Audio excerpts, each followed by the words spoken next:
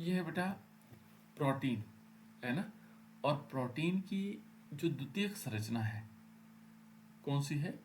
प्राथमिक संरचना हमने कल पढ़ी थी, जो एक रेखीय संरचना है ना। और जो द्वितीयक संरचना होती प्रोटीन की वो ये दिखाई दे रही होगा आपको। ये क्या कहता है कि किसी प्रोटीन की द्वितीयक संरचना का संबंध उसकी आकृति से, जो जो प्रोटीन है उसकी जो द्वितीयक संरचना क्या है, उसकी आकृति से उसका संबंध है ना। जिसमें क्या होता है कि जो पॉलीपेप्टाइड, देखो मेन है इसमें पॉलीपेप्टाइड श्रृंखला विद्यमान होती है। इसमें पॉलीपेप्टाइड श्रृंखला होती है। पॉलीपेप्टाइड श्रृंखला हमेशा क्या होती है, जो CO और NH के बीच जो बॉन्ड होता है वो कहलाता है पॉलीपेप्टाइड। देखो यहाँ पर CO और ये NH है, इनके बीच बॉन्ड है बेटा। देखो CO और NH, ये पॉलीपेप्टाइड बॉन्ड है, CO और NH, है ना। तो ये क्या कह रहा है कि इसमें क्या होगा, पॉलीपेप्टाइड श्रृंखला विद्यमान होती है। इसमें क्या होती है, पॉलीपेप्टाइड श्रृंखला, ठीक है। और ये कहता है कि देखो यहाँ दो भिन्न प्रकार की संरचनाओं में विद्यमान होती है, ठीक है। दो प्रकार की भिन्न संरचनाएं होती हैं। एक होता है अल्फा हेलिक्स और दूसरा होता है बीटा प्लेटलेट शीट संरचना। एक तो अल्फा हेलिक्स हो गया और दूसरा क्या होगा, बीटा क्या होगा, प्लेटलेट शीट संरचना होगी। ये संरचनाएं क्या होती हैं, ये संरचनाएं पेप्टाइड आबंध, देखो पेप्टाइड आबंध क्या होगा, CO तथा NH समूह के मध्य जो है हाइड्रोजन बंध के कारण पॉलीपेप्टाइड की मुख्य श्रृंखला के नियमित कुंडलन से उत्पन्न होती है। ये जो CO और NH है, इनके बार बार जुड़ने से जो है क्या होगा, ये जो हमारे पास ये पेप्टाइड श्रृंखला प्राप्त हो जाती है, ठीक है ना। यहाँ पर भी क्या होगा, पेप्टाइड बॉन्ड बने हुए रहते हैं। देखो यहाँ पर प्रत्येक पोजीशन पे दिखाई दे रहा होगा CO और NH के बीच। यहाँ पर भी क्या है, CO और NH। यहाँ देखोगे तो CO और NH ये पीछे की तरफ है ना। ये जो क्या होगा, डबल हेलिक्स मॉडल है बेटा। कैसे है, डबल हेलिक्स। यहाँ पर दो संरचनाएं हैं। देखो एक ये हेलिक्स हो जाएगा, एक ये वाला है ना, डबल हेलिक्स है, दो हेलिक्स है। तो पहले इस कहता है कि अल्फा हेलिक्स क्या है। तो अल्फा हेलिक्स संरचना क्या है, ऐसी संरचनाएं होती हैं जिसमें क्या होगा, पॉलीपेप्टाइड श्रृंखला में सभी जो हाइड्रोजन आबंध है बन सकते हैं। सभी क्या बनेंगे इसमें, हाइड्रोजन आबंध बनेंगे, यानी कि सारे के सारे क्या बन सकते हैं इसमें, हाइड्रोजन बॉन्ड। अल्फा हेलिक्स में क्या होगा, सारे के सारे क्या होंगे, सारे के सारे हाइड्रोजन बंध बनेंगे, ठीक है ना। और इसमें क्या होगा, ये कहता है कि इसमें जो पॉलीपेप्टाइड श्रृंखला है दक्षिणावर्त पेज के समान मुड़ी हुई रहती है। दक्षिणावर्त एक होता है, दक्षिणावर्त क्या होगा, दो प्रकार के होंगे। एक वामावर्त होती है, तो वामावर्त होते हैं बेटा, वामावर्त माना जाता है एंटी क्लॉकवाइज, ऐसे जो ऐसे घूमी हुई हो, है ना। दक्षिणावर्त कैसे होंगी, ऐसे। तो ये देखो सारे दक्षिणावर्त है, ऐसे ऐसे करके घूम रहे है ना। तो ये दक्षिणावर्त है, ये देखो ये वाला, ये दक्षिणावर्त है, ऐसे ऐसे में घूम रहे है ना। तो इसमें क्या होगा, दक्षिणावर्त इसको हम बोलते हैं, ठीक है ना। यहाँ पर क्या होगा, दक्षिणावर्त पेज के समान मुड़ी रहती है ना। दक्षिणावर्त ऐसे में घूमेगी, ऐसे, और वामावर्त ऐसे में होगी, है ना, इधर की तरफ। तो इस प्रकार से हम क्या कहते हैं, दक्षिणावर्त समान मुड़ी रहती है। फलस्वरूप क्या होगा, प्रत्येक अमीनो अम्ल क्या होंगे, अमीनो अम्ल अवशिष्ट का NH समूह कुंडली के आगे मोड़ पर CO समूह के साथ हाइड्रोजन बंध बनाता है। देखो ये NH समूह क्या होगा, जो आगे के, ये देखो ये आगे वाला है, इस पर क्या बना देगा, इसके साथ बंध बनाएगा हाइड्रोजन बॉन्ड। ये देखो ये हाइड्रोजन बॉन्ड बना। हाइड्रोजन बॉन्ड कैसे बनते बेटा इसमें, देखो एक बॉन्ड तो ये है कौन सा वाला, C और O के बीच है, और एक है NH यहाँ पर था, लेकिन इनके बीच क्या हुआ, एक बॉन्ड यहाँ बन गया। देखो ये बॉन्ड बन रहा है, ये वाला पेप्टाइड बॉन्ड जिसको हम बोलते हैं, ठीक है। इसी के कारण क्या होगा, हाइड्रोजन बॉन्ड भी हम इसको बनते हैं, कार्बन और हाइड्रोजन के कारण, ठीक है ना। बीटा जो संरचना होगी इसमें दो प्रकार के है ना, एक अल्फा हेलिक्स हो गया और बीटा प्लेटलेट्स हो गया। इसमें क्या होगा कि सभी जो पॉलीपेप्टाइड श्रृंखलाएं हैं लगभग क्या होंगे, अधिकतम विस्तार तक खींच कर रहकर एक दूसरे को पार्श्व स्थिति में होती है, एक दूसरे से खींचे हुए रहते हैं, है ना, और पार्श्व रूप में रहते हैं। आपस में क्या होगा, अंतरा आणविक हाइड्रोजन बंध द्वारा जुड़ी रहती है। इनमें क्या होगा, अंतरा आणविक हाइड्रोजन बंध होगा, ठीक है। और यह जो संरचना है वस्त्रों की प्लेट, जो प्लीट्स होते हैं के समान होते हैं, तय जैसे वस्त्रों की नहीं लगाते हैं, एक के ऊपर एक, जैसे एक वस्त्र लगाए फिर दूसरा फिर तीसरा चौथा, इस टाइप से इसी के समान ही क्या होती हैं, एक प्लीट बनाती है, एक स्तर बनाती है ना। इसको हम क्या बोलते हैं, बीटा प्लेटलेट शीट कहा जाता है, ठीक है। तो ये बीटा प्लेटलेट शीट हो जाएगी। तो ये है बेटा हमारे पास द्वितीयक संरचना। अब तृतीयक संरचना कैसी, तृतीयक संरचना क्या है, जो प्रोटीन की तृतीयक संरचना है वो क्या कहता है, देखो कि प्रोटीन की जो तृतीयक संरचना है पॉलीपेप्टाइड जो श्रृंखलाओं के समग्र बलन, अर्थात जो द्वितीयक संरचना और अधिक बलन लिपटने को हम क्या कहते हैं, को प्रदर्शित करती है। यहाँ पर क्या होगा, वो ज़्यादा, जैसे माने यहाँ पर एक सिंगल था, यहाँ पर क्या होगा दूसरा, ऐसे फिर तीसरा भी चौथा भी, ऐसे बहुत सारे लिपट जाते हैं एक दूसरे के साथ, है ना। तो इस प्रकार से क्या होगा, बहुत ज़्यादा जुड़ जाती है, जैसे ये दिखाई दे रहा होगा आपको, यहाँ पर बहुत सारे, पता ही नहीं लग रहा कितनी श्रृंखलाएं हैं, है ना। तो यहाँ पर क्या होगा, द्वितीयक संरचना, तो जो तृतीयक संरचना है, तो जो हमने द्वितीयक संरचना पढ़ी उसमें क्या होगा, और अधिक बलन यानी लिपटना को प्रदर्शित करता है, ज़्यादा ही जुड़ जाएंगे, है ना। और इससे दो प्रमुख आणविक आकृतियां बनती हैं, रेशेदार और गोलिकाकार, है ना। कुछ रेशेदार होते हैं और कुछ गोलीकार होते हैं, है ना। प्रमुख बल जो होगा, प्रोटीन को 2 डिग्री और 3 डिग्री संरचनाओं को स्थायित्व प्रदान करते हैं। ये 2 डिग्री वाला है और 3 डिग्री इसको क्या करता है, स्थायित्व प्रदान करता है। वे क्या करते हैं, देखो वे हाइड्रोजन आबंध, डाइसल्फाइड बंध और वान डेर वाल बल, इनके बीच जो बंध होगा वो कौन कौन से होंगे, हाइड्रोजन बंध भी बनेगा, डाइसल्फाइड बॉन्ड भी बनेगा, वान डेर वाल बंध भी बनेगा, और साथ साथ में स्थिर वैद्युत बल भी होगा, ये भी होगा। तो इस प्रकार से यहाँ 4 बल काम कर रहे हैं। कितने बल कर रहे हैं काम, 4 बल, ठीक है ना। तो ये क्या कहलाएंगे, हमारे पास तृतीय प्रकार की संरचना हो जाएगी। और लास्ट है बेटा इसमें चतुष्क, है ना। प्रोटीन की जो चतुष्क संरचना है, कि कुछ प्रोटीन क्या होते हैं, देखो चतुष्क संरचना ये दिखाई दे रही है, है ना। कुछ प्रोटीन में 2 या 2 से अधिक क्या होंगे, पॉलीपेप्टाइड श्रृंखलाएं से बने होते हैं। ये 2 या 2 से अधिक, देखो ये 2 कलर है ना, एक कलर है, अलग कलर है, दूसरा है, तो ये पॉलीपेप्टाइड श्रृंखला 2 श्रृंखलाओं से बने हुए हैं, है ना। इनकी इन उप इकाइयों को परस्पर दिक् स्थान व्यवस्था में चतुष्क संरचना दी जाती है। दिक् स्थान होता है, ठीक है ना, और इस प्रकार से जुड़ी हुई हैं। और इस जो दिक् स्थान का मतलब ये हो गया, इनका एक फिक्स्ड स्थान है यहाँ पर, ये जो है ना, तो उस स्थान पर क्या कहलाएंगी, ये संरचनाएं जो होंगी क्या कहलाएंगी, चतुष्क संरचना कहलाएंगी। और इन जिसमें क्या होगा, प्रत्येक रंगीन गेंद एक अमीनो अम्ल के रूप में निरूपित होती है। जैसे एक रंग है, पीला रंग है, तो ये एक प्रकार का क्या दिखा रहा होगा, अमीनो अम्ल, और जो दूसरा कलर है ये दूसरे प्रकार का अमीनो अम्ल दिखा रहा होगा। तो इस प्रकार से हम क्या कर सकते हैं, यहाँ पर 4 प्रकार की हमारे पास क्या है, प्रोटीन की संरचना है ना, चतुष्क संरचना है। अब ये महत्वपूर्ण, तो संरचना वाला कम पूछा जाता है बेटा, लेकिन फिर भी कभी कभी पूछ लेता है। अब है प्रोटीन की विकृतीकरण, ये काफी इंपॉर्टेंट, ठीक है। तो ये क्या कहता है बेटा, देखो कि जो जैविक निकाय है, जैविक निकाय का मतलब होता है जो हमारा शरीर है, जितने जीवित शरीर में पाई जाने वाले है ना, में पाई जाने वाली विशेष त्रिविम संरचना।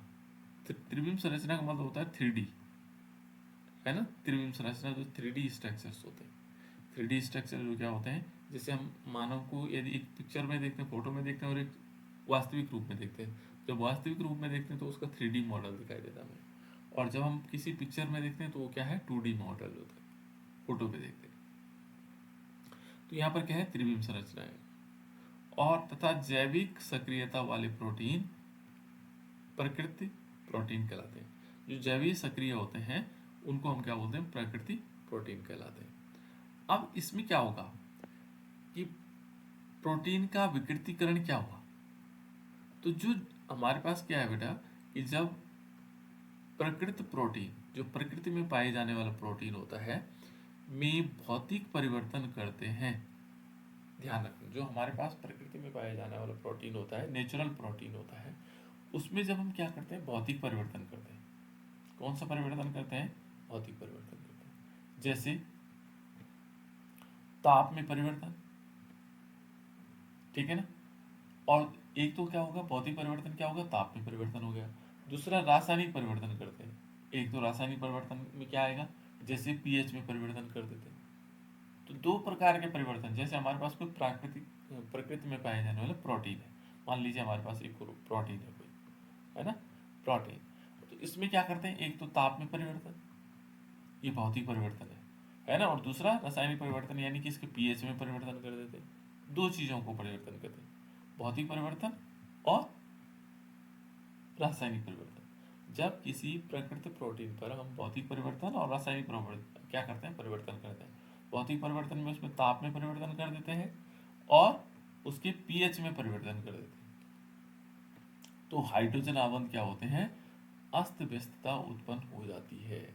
और इसके कारण क्या होंगे, जो इनमें हाइड्रोजन बंध बनते हैं प्रोटीन में, वो क्या हो जाएंगे, अस्त व्यस्त हो जाएंगे। जिसके कारण क्या होगा, जिसके कारण गोलिका यानी कि जो ग्लोबल खुल जाते हैं, जो गोलिकाएं होती हैं वो खुल जाती हैं, और तथा हेलिक्स अकुंडलित हो जाते हैं। जो हेलिक्स बने होते हैं वो अकुंडलित हो जाते हैं, कुंडली से अकुंडलित हो जाते हैं, तथा प्रोटीन अपनी जैविक सक्रियता खो देते हैं।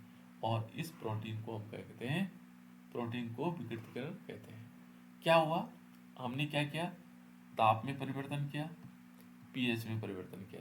ताप वाला जो परिवर्तन था वो भौतिक परिवर्तन था, पीएच वाला परिवर्तन रासायनिक परिवर्तन था।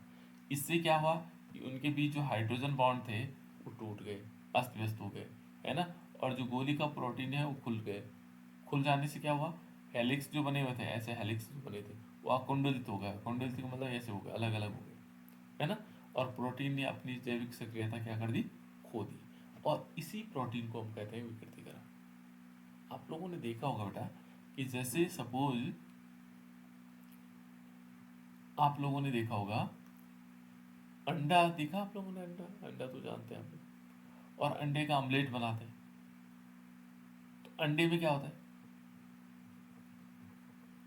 अंडे में प्रोटीन होता है, सबको पता है। अंडे में क्या होता है, प्रोटीन होता है। देखो देखो, विकृतीकरण के दौरान 2 डिग्री और 3 डिग्री संरचनाएं नष्ट हो जाती हैं, परंतु 1 डिग्री संरचना अप्रभावित रहती है, जो 1 डिग्री है पहले वाला, है ना। देखो अंडे, अभी इसका उदाहरण दे रहे हो कि अंडे पर देखो, अंडे पर देखो, उबलने पर अंडे की जो सफेदी का स्कंदन विकृतीकरण का उदाहरण है, ठीक है ना। दही का जो जमना है उदाहरण है। दूध में उपस्थित बैक्टीरिया द्वारा लैक्टिक अम्ल उत्पन्न करने के कारण होता है ना। देखो यहाँ पर हम क्या कर सकते हैं कि आप लोगों ने अंडा लिया और अंडे में जो सफ़ेद वाला भाग होता है ना, वही तो प्रोटीन होता है। आप लोगों ने जैसे ही उसको देखो, ये सफ़ेद वाला भाग ताप दिया है, यहाँ से टेम्परेचर दिया, तो टेम्परेचर दिया तो आपने देखा होगा जैसे सफ़ेद आप क्या करते हैं, ताप देते हैं तो वो क्या हो जाता है, वो स्कंदित हो जाता है, ऐसे ऐसे अमलेट बन जाता है ताप से। ताप क्या था, भौतिक परिवर्तन। तो प्रोटीन क्या हो गया, परिवर्तित हो गया, है ना, और कुंडलित हो गया और उसने दूसरा रूप बना लिया, ठीक है। ऐसे ही क्या होता है बेटा, देखो ऐसे दूध फट जाता है, तो दूध क्या होता है, दूध में प्रोटीन होता है, उसमें क्या करते हैं, बैक्टीरिया उत्पन्न हो जाते हैं और उससे उस पीएच चेंज कर देते हैं। देखो लैक्टिक हम पीएच बैक्टीरिया करते हैं तो उसका पीएच चेंज कर देते हैं और वो क्या बन जाता है, दही बन जाता है ना। तो इस प्रकार से देखो, आप लोग एक और एग्जांपल भी देख सकते हैं। दूध लेते हैं आप लोग, है ना, और दूध में क्या करते हैं, एक एसिड डालते हैं, कौन सा वाला, सिट्रिक एसिड डालते हैं, और वो फट जाता, पनीर बना लेते हैं। तो ये जो सारी क्रियाएं हैं, ये है हमारे पास प्रोटीन का विकृतीकरण। और उसके लिए प्रोटीन का विकृतीकरण हमेशा क्या होता है, एक ताप और पीएच के द्वारा होता है ना। और ताप और पीएच बदलने से क्या होता है, उनके हाइड्रोजन जो बॉन्ड होंगे बंद होंगे, वो अस्त व्यस्तता उत्पन्न हो जाती है। और उनका जो प्रोटीन है, गोलिका प्रोटीन है ना, गोलिका खुल जाती हैं और हेलिक्स अकुंडलित हो जाते हैं। प्रोटीन अपनी जैविक सक्रियता खो देते हैं, और जैविक सक्रियता खो देते हैं और क्या बना देते हैं, विकृतीकरण। यही कहलाता है बेटे विकृतीकरण। सिंपल ये कह लो कि हमने दूध को दही बना दिया तो विकृतीकरण हो गया इसमें, ठीक है ना। अंडे को हमने ताप दिया, वो क्या हो गया, अम्लेट बन गया, वो क्या कहलाएगा, वो भी हमारा प्रोटीन का विकृतीकरण हुआ। तो ये दो एग्जाम्पल से आप लोग समझ गए होंगे, ठीक है ना। तो ये था प्रोटीन के बारे में, ठीक है ना। ये सारी चीज़ हमने अब किसके बारे में पढ़ा, प्रोटीन के बारे में। यहाँ से क्वेश्चन अधिकांश विकृतीकरण ही वाला पूछा जाता है, अधिकांश कह रहा हूँ, है ना, प्रोटीन का विकृतीकरण। दूसरा आता है बेटा एंजाइम। दूसरा जो टॉपिक है ये एंजाइम है ना। अब एंजाइम देख लो, एंजाइम होते क्या है, इसके बारे में थोड़ा सा पढ़ लेते हैं। एंजाइम देखो, एंजाइम क्या होता है। एंजाइम जो होगा वो एक प्रकार का प्रोटीन है। पहला हम ये कह सकते हैं कि क्या है, ये एंजाइम जो होता है ये क्या होता है, एक प्रकार का प्रोटीन ही है। क्या बेटा, ये प्रोटीन है ना। ये भी एक प्रकार का क्या है, प्रोटीन है, जो एंजाइम हम कह रहे हैं, ठीक है ना। एंजाइम क्या है, एक प्रकार का प्रोटीन है। और ये क्या कहता है, देखो, उन ग्लोबुलर प्रोटीन को कहा जाता है जो जीवित तंत्र में उत्प्रेरक का कार्य करते हैं। ये है तो प्रोटीन, एंजाइम क्या है, प्रोटीन है। एंजाइम क्या है, प्रोटीन है। और ये किस प्रकार का प्रोटीन है बेटा, ये जो जीवित तंत्र में है, हमारा जो शरीर है उसमें क्या करता है, उत्प्रेरक का काम करता है तो प्रोटीन, लेकिन ये क्या करेगा, हमारे शरीर में उत्प्रेरक का काम करेगा। क्या करेगा, उत्प्रेरक का काम। कैसा प्रोटीन है, उन ग्लोबल प्रोटीन को कहा जाता है जो जीवित तंत्र में क्या करता है, उत्प्रेरक का काम। है तो प्रोटीन, लेकिन जो प्रोटीन क्या कर रहा होगा, उत्प्रेरक का काम कर रहा होगा। हमारे शरीर में हो सकता है, जीव जंतुओं के शरीर में हो गया, उन जगहों पर क्या करेगा, ये क्या काम करेगा, उत्प्रेरक का काम। ये मेन काम है इसका, उत्प्रेरक। हो सकता है कोई प्रोटीन उत्प्रेरक का काम ना कर रहा हो, लेकिन ये काम करता है। जैसे यहाँ देखो, नंबर 1 है इसमें, ये भी प्रोटीन है, इनवर्टेज।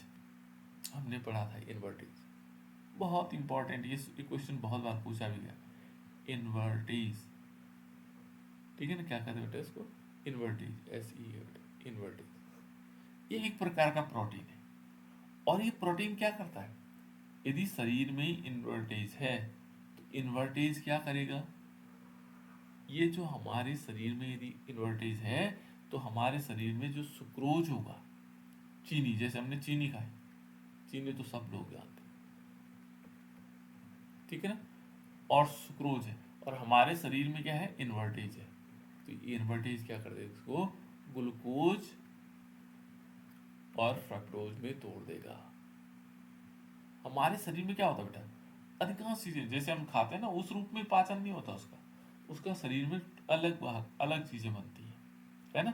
जैसे देखो, सुक्रोज डायरेक्ट नहीं होगा, सुक्रोज क्या होगा, दो भागों में टूटेगा, एक ग्लूकोज बनाएगा, एक फ्रक्टोज बनाएगा। और ये काम कौन करता है, ये इन्वर्टेज करता है। इन्वर्टेज क्या है, इन्वर्टेज क्या है, अब तो समझ में आएगा। इन्वर्टेज क्या है बेटा, एंजाइम है। इन्वर्टेज क्या है, एंजाइम, ठीक है ना। तो एंजाइम कौन है, इन्वर्टेज। ये तो समझ में आ गया होगा कि इन्वर्टेज क्या है, एंजाइम।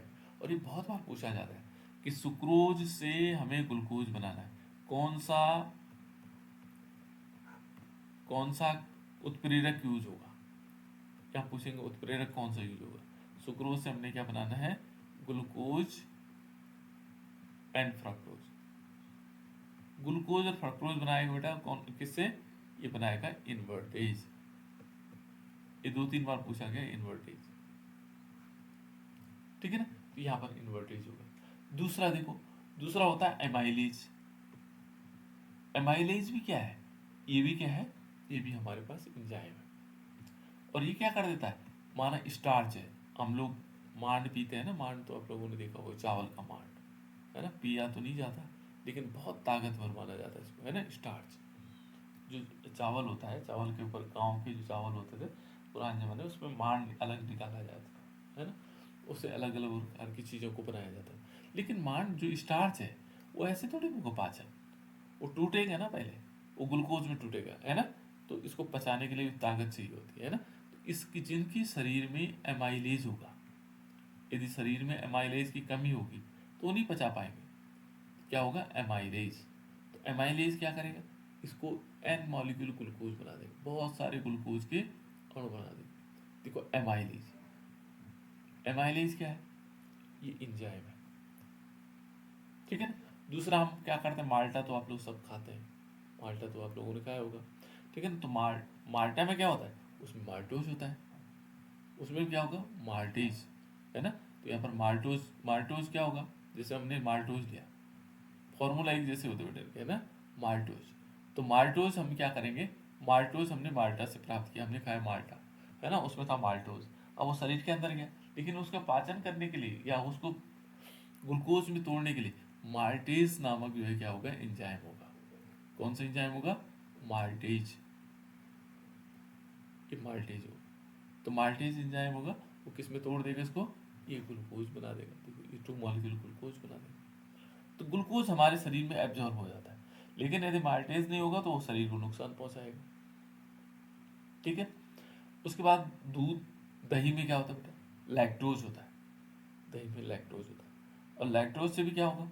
देखो ग्लूकोज और गैलेक्टोज बनता है, तो उसके लिए क्या होगा? लैक्टेज नामक एंजाइम होना, ठीक है ना। यूरिया, यूरिया को जो है कार्बन डाइऑक्साइड और NH3 में तोड़ना है।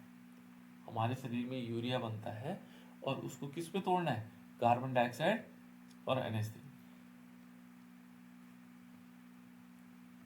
तो उसका काम करता है यूरिएज, यूरिएज जो है क्या होता है?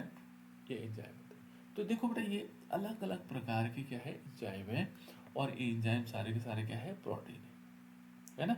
और ये क्या करते हैं? उत्प्रेरक का काम करते हैं हमारे शरीर। अब यहाँ पर क्या होता है? एंजाइम की विशेषता ये पूछा जाता है बेटा, ध्यान रखना, सारी इंपॉर्टेंट है ना। एंजाइम को तो आप लोग याद कर लीजिए, ज़्यादा नहीं है, 2-3 पॉइंट्स हैं इसमें। देखो अब इसकी विशेषताएं क्या है? एंजाइम की विशेषताएं पूछी जाती, बहुत इंपॉर्टेंट है कि इसकी विशेषताएं। ये क्या होता है बेटा? विशिष्टता होती है इनमें। ऐसा नहीं कि सुक्रोज इन्वर्टेज लिया हमने और इन्वर्टेज स्टार्च को बदल देगा, नहीं बदलेगा। स्टार्च को ग्लूकोज में नहीं बदलेगा, कौन? इन्वर्टेज। इन्वर्टेज केवल बदलेगा सुक्रोज को ग्लूकोज और फ्रक्टोज में ही।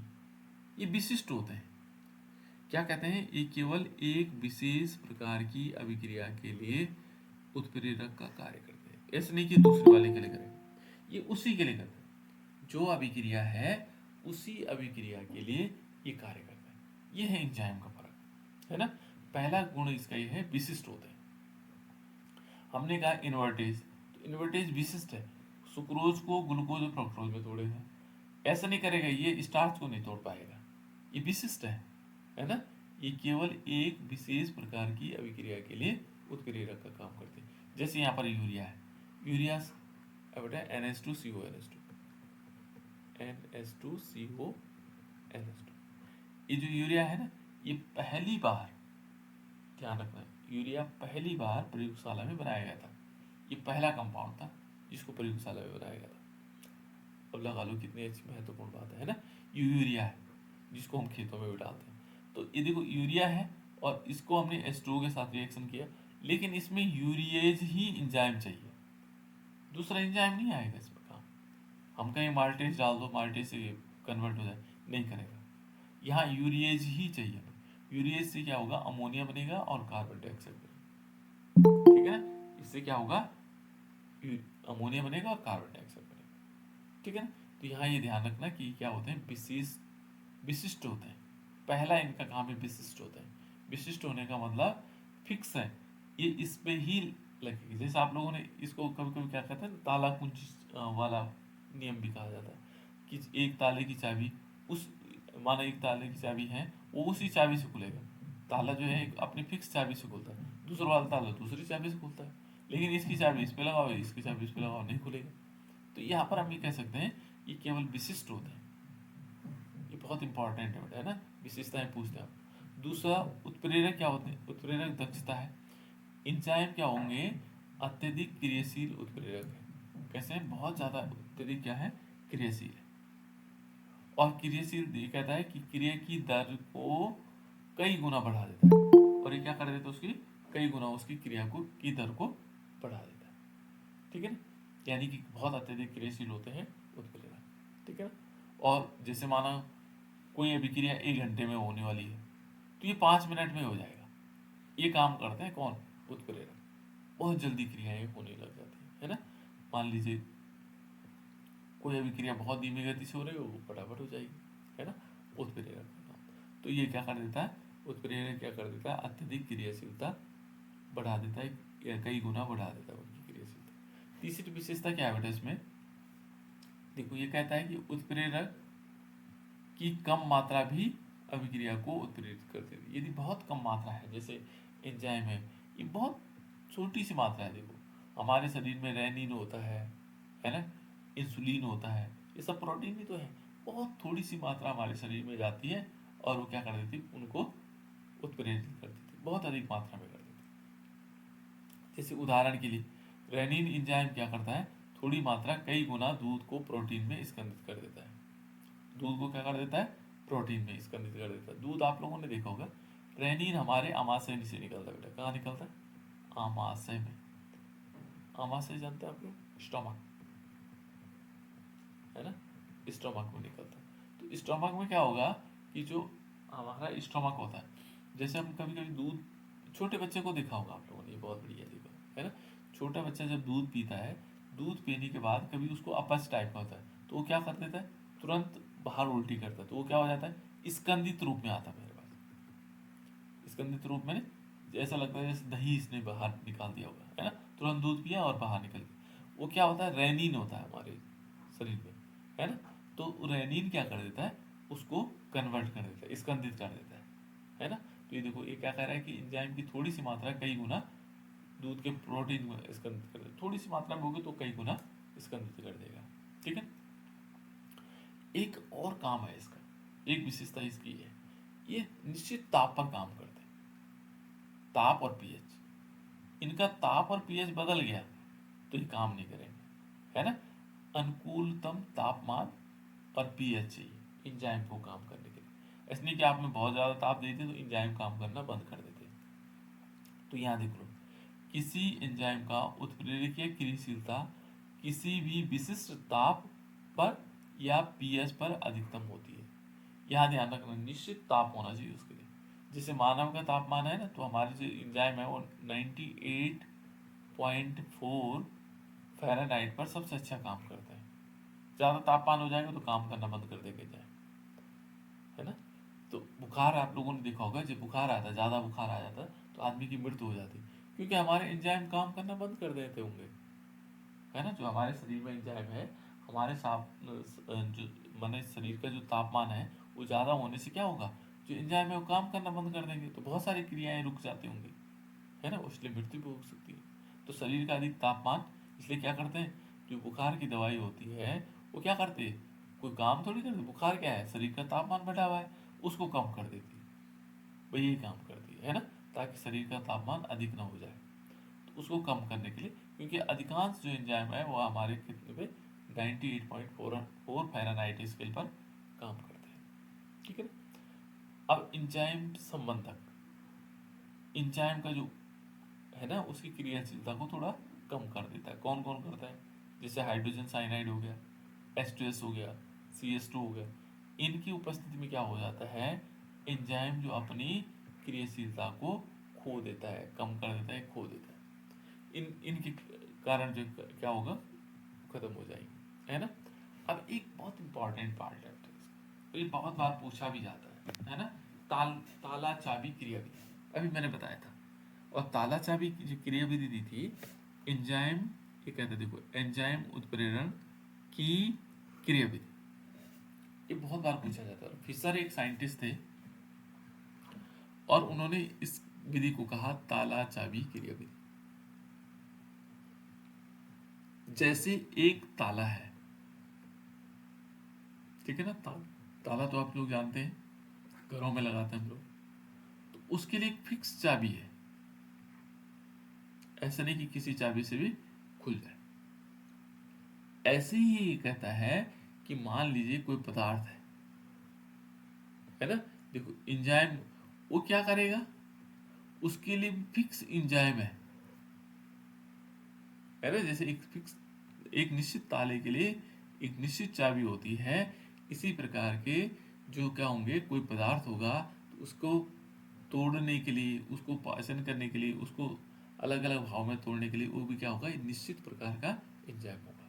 तो देखो क्या है, एंजाइम अणुओं की सतह पर सक्रिय स्थान अर्थात गड्ढे उपस्थित होते हैं। उन्हें कहा, मान लीजिए कोई पदार्थ है हमारे पास ऐसे, तो ये कहते हैं देखो एंजाइम अणुओं की सतह पर, मान लीजिए एंजाइम है, ये एंजाइम है, ये चाबी के रूप में हम एंजाइम देख रहे हैं, इसके क्या है, ऐसे खांचे बने हुए, तो जो पदार्थ होगा उसमें भी निश्चित खाने होंगे ऐसे, है ना, तभी तो फिट बैठेगा उसमें, है ना। तो देखो एंजाइम अणुओं की सतह पर सक्रिय स्थान अथवा गड्ढे उपस्थित होते हैं, देखो इनके पास उपस्थित होते हैं।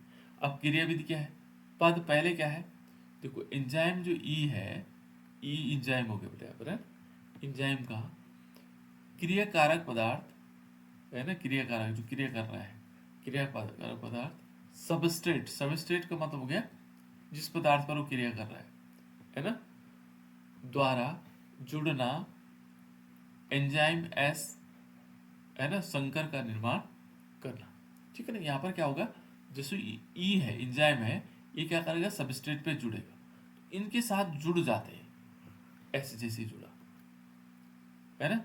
अब जो हमारे पास हाइब्रिड है बेटा, जिसको हम संकर कह रहे हैं, ठीक है ना, से उत्पाद का निर्माण करना, यहाँ पर ये बना, हाइब्रिड बना हमारे पास, और इससे क्या होगा, उत्पाद प्रोडक्ट बनेगा, ये दूसरा स्टेप बनाएगा। पहले वो जुड़ जाते हैं और इन्होंने हाइब्रिड बना दिया, है ना। हाइब्रिड फिर क्या हुआ, टूटा और उसने प्रोडक्ट बना दिया। तो ये पहले क्या होता है, इसको कहा जाता है ताला चाबी क्रियाविधि, बहुत इंपॉर्टेंट विधि है, 2-3 बार पूछा।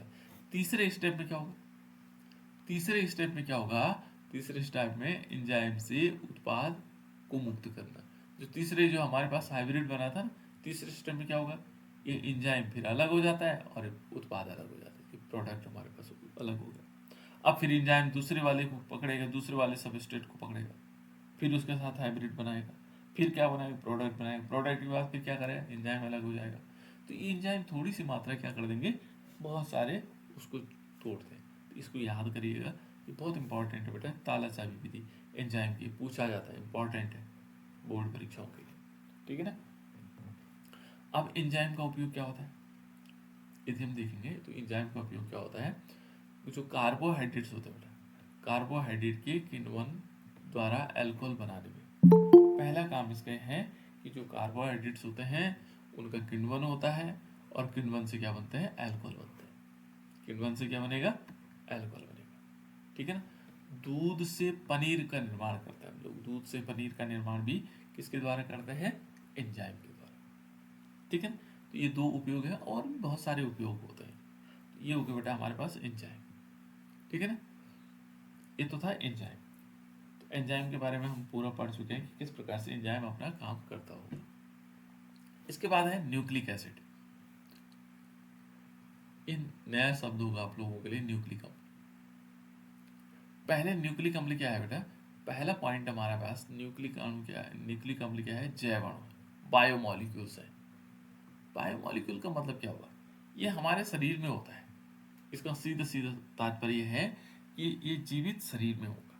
बायोमोलिक्यूल का मतलब जीवित प्राणियों के शरीर में पाए जाने वाला पदार्थ, न्यूक्लिक अम्ल हमारे शरीर में पाया जाता है ना।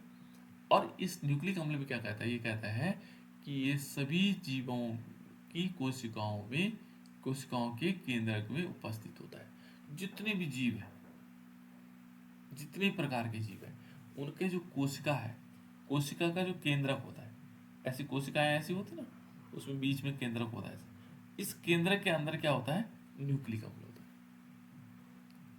सारे के सारे जीव, ये देखो, ये सभी जीवों की कोशिकाओं के केंद्रक में उपस्थित होता है, कौन, न्यूक्लिक अम्ल, ठीक है ना। और इनकी जो संरचना होती है बेटा, धागे के समान होते हैं, जिससे धागा नहीं रहता ऐसे ऐसे ऐसे धागे के समान ऐसे न्यूक्लिक अम्ल केंद्रक में, कोशिका के केंद्रक में धागे के समान हो, ठीक है ना। एक और कहता है, देखो, जीवित कोशिकाओं में प्राणियों के विकास एवं प्रजनन के लिए महत्वपूर्ण भूमिका निभाते हैं। ये बहुत इंपॉर्टेंट लाइन, ये इसीलिए बायोमोलिक्यूल आप लोगों ने पढ़ा होगा, बायोलॉजी में भी पढ़ते होंगे कि देखो बेटे, जितनी जीवित कोशिकाएं हमारी, है ना, कि प्राणियों के विकास के लिए और उनके प्रजनन में महत्वपूर्ण भूमिका निभाता है। कौन सा रहा? डीएनए और आरएनए, है ना। आप लोगों ने देखा होगा डीएनए, ये जो सॉरी न्यूक्लिक अम्ल, अब डीएनए आरएनए नहीं कहेंगे हम कहेंगे न्यूक्लिक अम्ल, ऐसे ऐसे बना हुआ धागे के समान संरचना, है ना। यही तो सूचना पहुंचाता है। हमारे जो माता पिता है उनके लक्षण हम तक कैसे आते हैं? इस न्यूक्लिक अम्ल के द्वारा तो आते हैं, है ना। उस फिर न्यूक्लिक अम्ल को अलग अलग भागों में बांटा गया है फिर, है ना। देखो यहाँ पर क्या होगा, न्यूक्लिक एसिड क्या होंगे? जैव बहुलक है। बहुलक का मतलब ये जुड़ जुड़ करके बहुत सारे बड़े बहुलक बन जाते हैं, है ना। इनमें क्या होगा, इनमें उपस्थित इकाई को न्यूक्लियोटाइड कहा जाता है। माना बहुलक बहुत बड़ी चीज हो गई, यहाँ बहुत बड़ा हो गया, लेकिन जो इसका इकाई है जिससे ये बना हुआ है उसको हम बोलते हैं न्यूक्लियोटाइड्स। जिससे ये न्यूक्लिक अम्ल बना हुआ है, बहुत सारे न्यूक्लियोटाइड से मिलकर के क्या बनता है? न्यूक्लिक अम्ल बन जाता है। देखो यहाँ बहुत सारे, तो जो इकाई होगी उसको हम बोलेंगे न्यूक्लियोटाइड। क्या बोलेंगे? न्यूक्लियोटाइड, ठीक है ना। अब न्यूक्लिक एसिड दो प्रकार के हो गए, एक हमारे पास हो गया डीएनए और दूसरा हो गया आरएनए, है ना। अब इन डीएनए और आरएनए के बारे में पढ़ लेते हैं। न्यूक्लिक एसिड देखो, न्यूक्लिक एसिड हमारे पास एक तो डीएनए और आरएनए के रूप में रहते हैं, लेकिन इसके पार्ट भी देखो बेटा, यहाँ पर हमारे पास क्या होंगे, जो डीएनए और आरएनए के अंदर क्या क्या चीज़ें होती हैं। देखो डीएनए के अंदर यदि देखोगे तो डीएनए के अंदर 4 चीज़ें होती हैं। क्या होता है? एडेनिन, ग्वाइनिन, साइटोसिन और थाइमिन। ये 4 प्रकार के पदार्थ मान लेते हैं ना। है तो क्या, ये नाइट्रोजन बेस है, नाइट्रोजन क्षार है। एडेनिन हो गया, ग्वाइनिन हो गया, साइटोसिन हो गया और थाइमिन हो गया। ये क्या है? नाइट्रोजनी क्षार है। लेकिन एक आरएनए भी होता है। ये डीएनए का पूरा नाम होता है डीऑक्सी राइबोस न्यूक्लिक एसिड, है ना। और ये होता है राइबोस न्यूक्लिक एसिड। तो आरएनए में क्या होता है? एडेनिन तो होता है, ग्वाइनिन भी होता है, साइटोसिन होता है, लेकिन थाइमिन के स्थान पर क्या होता है? ये जो थाइमिन है इसकी जगह पर यूरेसिल होता है। थोड़ा चेंज होता है बस, बाकी सेम है ना। तो ये क्या है, ये हमारे पास 5 प्रकार के क्या है, नाइट्रोजन बेस है। एडेनिन हो गया, ग्वाइनिन हो गया, साइटोसिन हो गया, थाइमिन हो गया और यूरेसिल हो गया। ये क्या है बेटा? 5 प्रकार के हमारे पास क्या है, नाइट्रोजनी क्षार है। नाइट्रोजनी क्षार, हम इसीलिए तो इसको यहाँ पढ़ रहे हैं, नहीं तो डीएनए और आरएनए कहाँ पढ़ते? बायोलॉजी में। लेकिन हम इनके बारे में, इनके गुणों के बारे में, देखो बेस लिखा हो ना, क्षार, नाइट्रोजनी क्षार, है ना। इन नाइट्रोजनी क्षार को हम फिर क्या करते हैं? अलग अलग पार्ट में बांटते हैं। ये नाइट्रोजन क्षार एक होता है प्यूरिन और एक होता है पिरिमिडीन। तो देखो प्यूरिन क्या है, एक तो एडेनिन हो गया और ग्वाइनिन हो गया। जो हमारे पास एडेनिन है ये देख रहे हैं हम, और दूसरा है ग्वाइनिन। ये देखो जी, ये दोनों क्या है बेटा? इनको बोला जाता है संयुक्त रूप से प्यूरिन। क्या बोलते हैं? प्यूरिन। दूसरा है पिरिमिडीन, और पिरिमिडीन में क्या होगा?